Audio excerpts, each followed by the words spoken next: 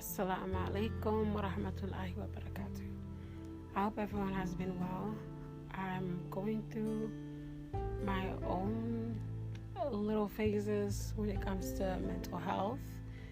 I honestly believe that social media has been playing a part in it. So that's why I'm kind of trying to not be on it so much anymore. Not that I don't care what's going on social media. I just need to take a break. It's mentally hard. But today's segment is going to be about spirituality. I'm sure you have heard of it. But with that being said, I want to talk about my spiritual awakening experience. Before I begin, I want to let you know I wanted to also research this topic so I can share all the ways spirituality had played a part in our world. Instead, I realized everyone has a different experience when it comes to an awakening. I respect their journey, but I can give you a rundown on the basics of spirituality. An individual spiritually wakes up after experiencing intensifying amount of pain, usually caused by losing a loved one or a heartbreak. These situations will make you spiral. You'll question your existence. You'll have days where you'd want to end your life. You will feel like you are not real. You will also start isolating yourself from the outside world. At some point, you'll start seeing repeating numbers. These are called angel numbers, like 1111, 222, 333, or the famous 777. Random words will start making sense only to you, and they will come from your phone or your TV. All these things happen to align your soul back to it. All these things happened to align you back into reality again. Eventually, you'll learn to make peace with people who have harmed you. You'll make peace with all the pain you have ever felt in your life. You'll fall in love with a broken inner child for bringing you that far in the fight for you to find peace and sanity. You enter a place in your life where you reintroduce yourself to God again as a surviving warrior. A song I wanted to suggest is Liberated by Britney. That song really carried me throughout my spiritual crisis. I grew up in a home where there was no proper care for mental health, let alone affording one. In my podcast, I have already gave you a rundown about me and my mother's relationship. You can say I was just unlucky, I suppose. After all my trials and tribulations, I would sit in my room not knowing why I was never really loved correctly or even abused as a child. But somehow in 2021, Allah made me energetically step into my mom's shoes. I sat there on my bed and as I experienced my mom's life, the hardships to raise 4 children on your own in a refugee camp. To be in a refugee camp that's experiencing famine, and your husband is no longer alive to keep you safe or to provide. Being an orphan and abused for years, then being forced to get married at 13, then almost dying, being left alone to give birth to your first child. Wishing maybe, just maybe, if you weren't an orphan, you'd have a mother to relieve you on delivery. All those things I felt deeply within my soul that was already broken. And I started to cry nonstop. My face became hot. My insides burned that day. I cried for not listening to my mom. I cried for always helping others but never myself. I cried knowing she hurt me because she was also hurt. I cried I didn't know what abuse was. I cried I was never mentally ever okay. Eventually, I shut down and I went completely numb. All those painful experiences made me vulnerable to substance abuse. Little by little, the veil over my eyes was being lifted, so I pushed myself to pray when I could. Certainly, I wasn't the greatest at praying, but I brought my prayer mat everywhere I went. I did this so I wouldn't forget where I was or where I was from, or forget that I have a purpose in my life. Every now and then, I would relapse on substance abuse. The reason for that was because rooting myself into reality was hard without a hospital, medication, or rehab. But with my prayer mat and Allah, I always was close to my Creator, the author of the universe. Every night between 2 to 4 a.m., I cried to Him. It was the only hours of night I felt closer and loved to my Creator. Every night, I felt closer to Him and I felt loved by Him. I apologize about how I talk. I felt as if my tears were being wiped away. Every past memory or abuse would come to mind in those hours, and I'd feel unimaginable comfort. I would have my head down begging Allah to make the pain stop. I would let Allah know I wanted to heal. I'd ask for forgiveness for ever harming anyone, intentionally or unintentionally. I would ask Allah to give me the strength to forgive myself and my abusers. For months, I'd be in a loop. Nobody knew, but my Creator did.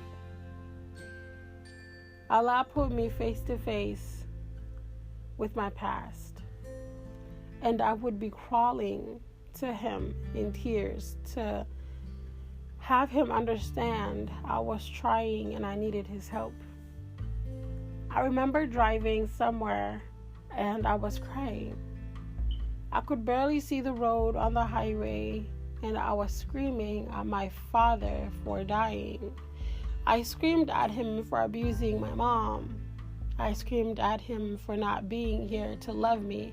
I screamed at him for letting me down. I screamed at him for not being able to protect me from abuse. Maybe, just maybe, if he had loved my mother correctly, she wouldn't have turned out to be abusive. It's not fair he left me with a broken mother. Maybe if I had died and he lived, he would have a second chance to love her correctly. Hands on the wheel, I screamed, Ya laytani kuntun turaba, meaning I wish I were dust. My life experiences caused me so much pain, I couldn't bear to be alive. I remembered years prior my mom saying, follow your deen, because if you don't and you die on the day of judgment, you will tell Allah to turn you into dust. And I cried those words out in 2022. I truly wanted nothing but to not exist. Allah has always taken care of me, especially when I was homeless because I had zero survival skills and a mental illness. Before my spiritual awakening, I was just a product of my environment. I was conditioned to be something, and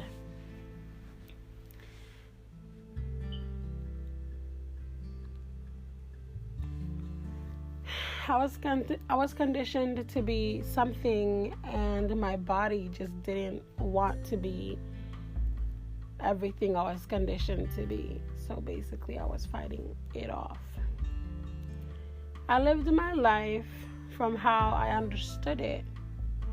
And I didn't understand much because I couldn't learn from yelling or abuse. And that's all that was available growing up. But I still knew to be nice. And I knew anger made me uncomfortable. So those are the basic skills that I used to be okay in life. I dated an African American guy. The way he decided to handle our relationship broke me. When I realized I was in love with him, a song called Way Down We Go played. And I think it's by Kygo, Spiritually, that song foreshadowed my journey of life after him. He was disrespectful online, and back then I wasn't good with my emotions, so eventually I just shut down and split. Many times I've blamed myself, but then again I lacked awareness and was not conscious and rooted to the real world. Many times I wondered if my ex even thought I was trying to buy his love. The memories of him sometimes make my heart bleed.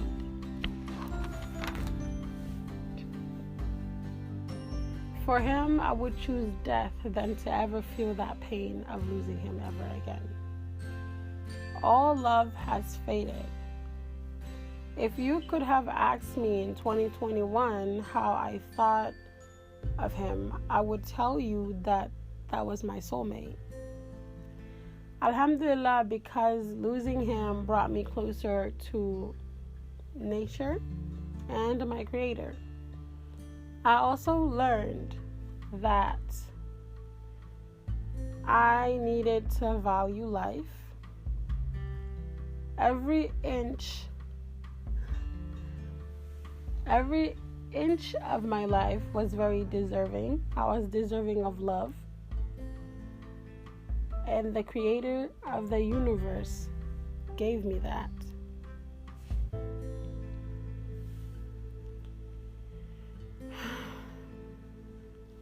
Funny enough, sometimes I would tell myself to love the pain that came with him. I wouldn't be where I am if he had never left. A child with him was never worth the disrespect, so it's okay that I lost. I gained seeing beauty in myself, beauty in God, beauty in the world that God created me in. During the beginning stages of healing, I never knew how to stop being overstimulated. I was having burnouts, using drugs to stabilize myself. I had zero clue how to keep myself from disassociating. Even at work, I would pretend I was okay and still be zoned out. I was not okay. My daily activities became a burden. I was always in my head, reliving moments, questioning my very existence. Am I going to be a single mom? Am I going to raise my kid like my mom did me? Will my child get abused? Does he think I'm trapping him? Where did it all go wrong? Was that how he felt the entire time in the relationship?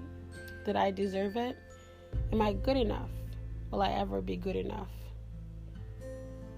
When I slept, my body would shiver from anxiousness. I would get chills, and my body became weaker and weaker. I'd scream into my pillow until my belly got tight and on fire. For months, I lived in my head overall, just broken by the people I loved the most. Eventually, I cut all my hair and went bald to symbolize a new beginning. Nobody could really help me because I understood masking for too long. I mastered the heart I needed to appear okay to my surroundings.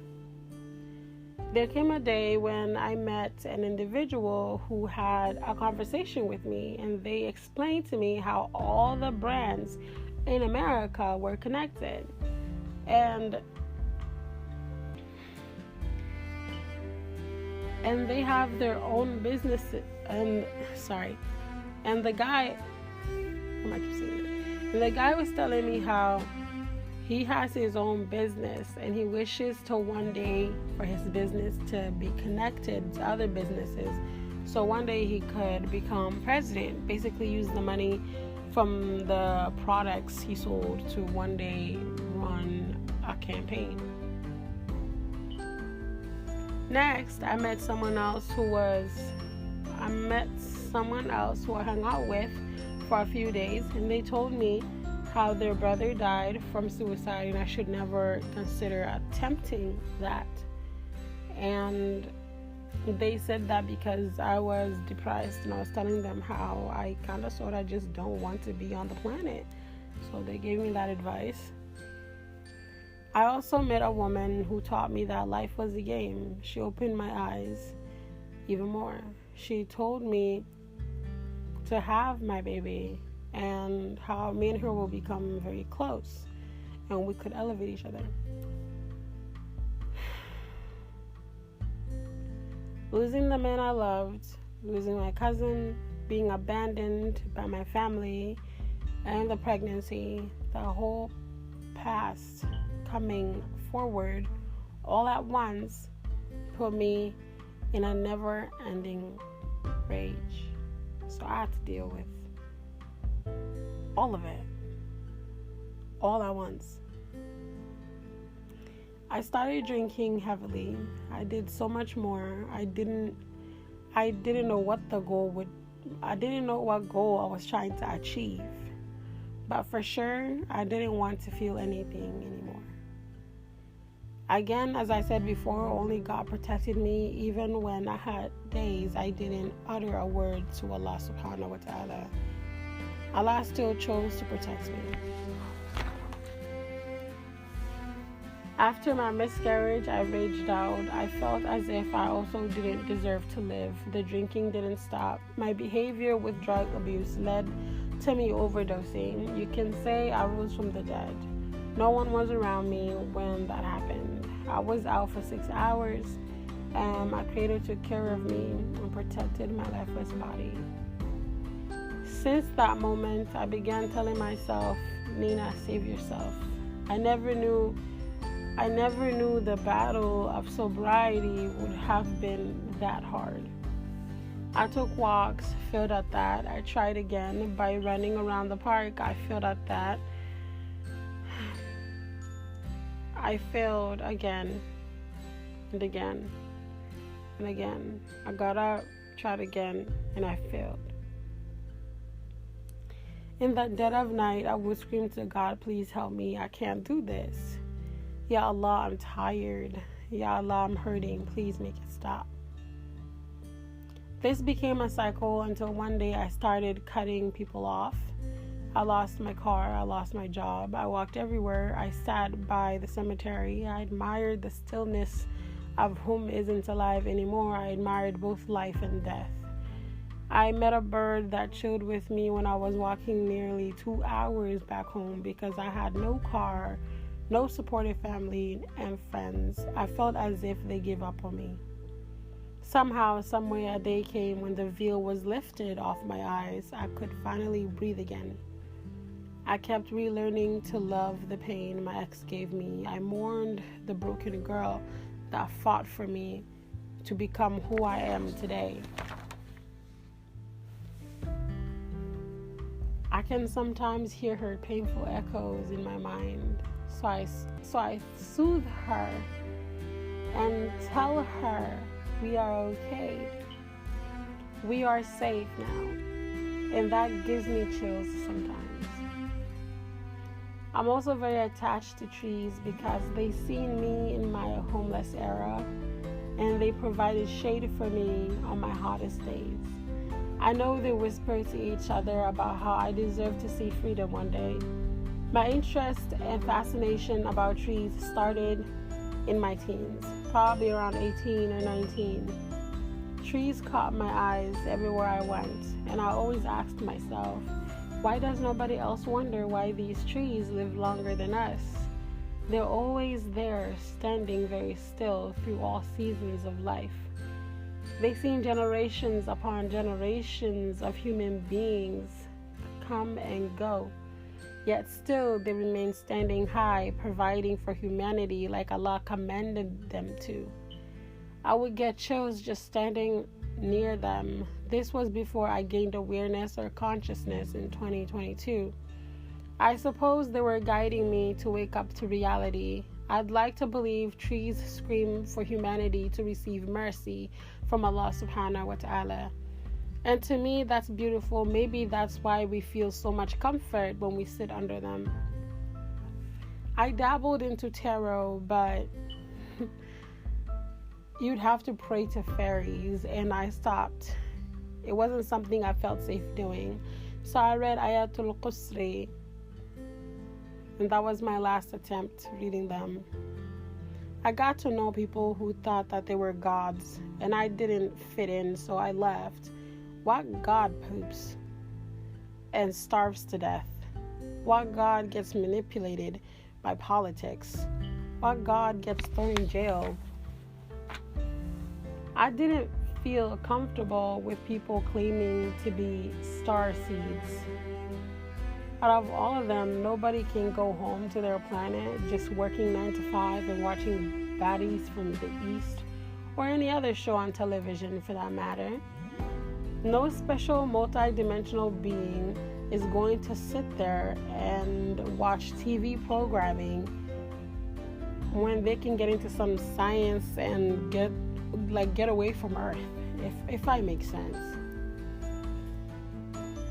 We are not Anunnaki. We aren't.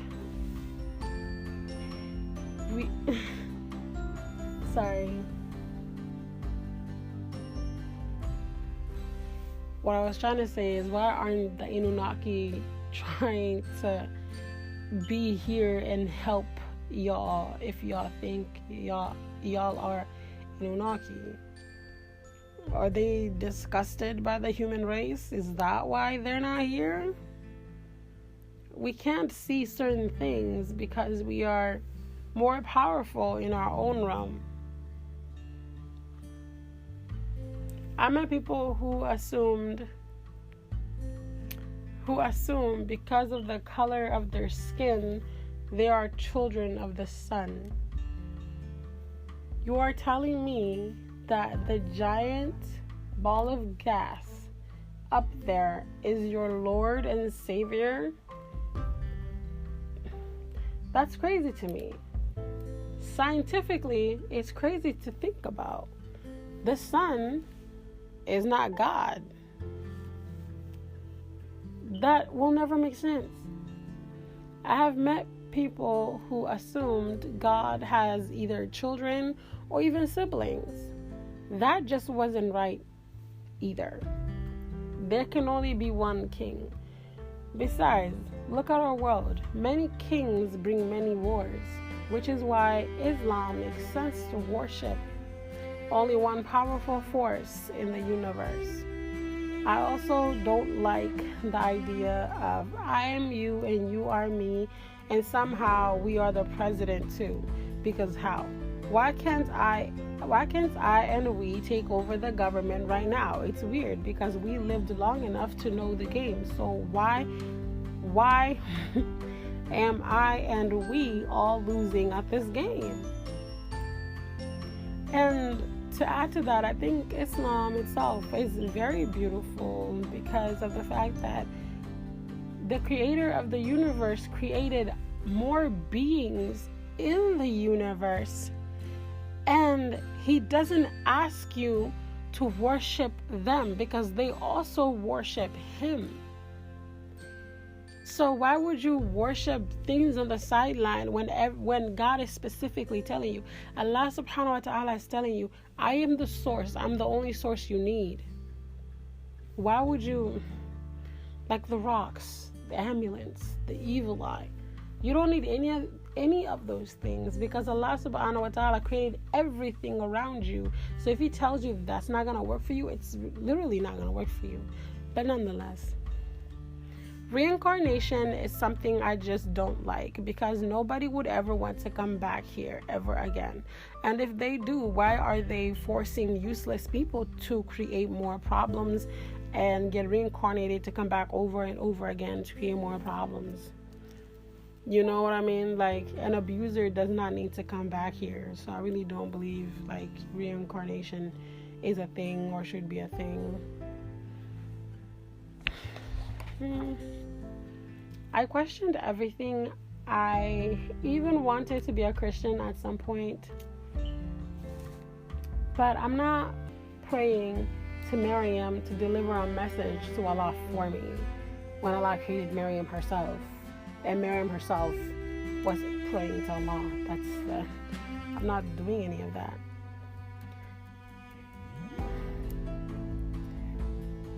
I hope you understand. Seeing how the Christian country disrespects Christianity made me lose interest. I promise you, I can write a whole book on that, on Christianity alone, and how people are using it to disrespect it. The government is in cahoots with Israel, and Israel hates Christian religion. Israel Zionists are playing with the minds of Christian kids for profit, and the government just lets them do it. All laws being passed right now lean towards Zionism owning all of America, and they are doing it slowly. All Christianity teaches you about modesty and respecting your neighbor, hiding things that are considered bad. You're supposed to work on yourself. And I have a speech issue, I apologize. And people have things like Hollywood to mess with people's spirituality, like their spiritual connection with God. The entire Hollywood messes with a spiritual connection with God. America should have had laws that everyone has to work on their spiritual connection with God, but that's not what America did. America just, I don't know. I mean, go freedom. I don't hate anyone being whatever they want to be. I guess that's the law. But I'm saying, from my point of view, that is why we have so much problems. That's why we can't fix all problems, because of the fact that there is too many wrong things being done in the United States. I'm not saying that no one else's religion is true, and I think some might think that. But if you believe in a religion, you should have been working on your mental health and your spiritual connection. No one does that. Everyone is chasing money in Hollywood. You can sense the demonic things that goes around in Hollywood, Atlanta, New York, because people are feeding off your innocence. Overall, anyways, Allah guided me. Allah guided me. I learned about frequency, and that Quran has the best frequency for your soul. Evil entities use music because music locks your mind in a specific time and place, and that's demonic. As a collective, we need to keep moving forward. Stop letting the music industry hold your mind. People get so excited to be in music to the point where they forget there is a major issue with mind control in the music industry. Music controls your mind. But it's a story for another time, I suppose. I wish everyone luck and happiness, but that was it for today. I just wanted to talk. Have a good day. Bye.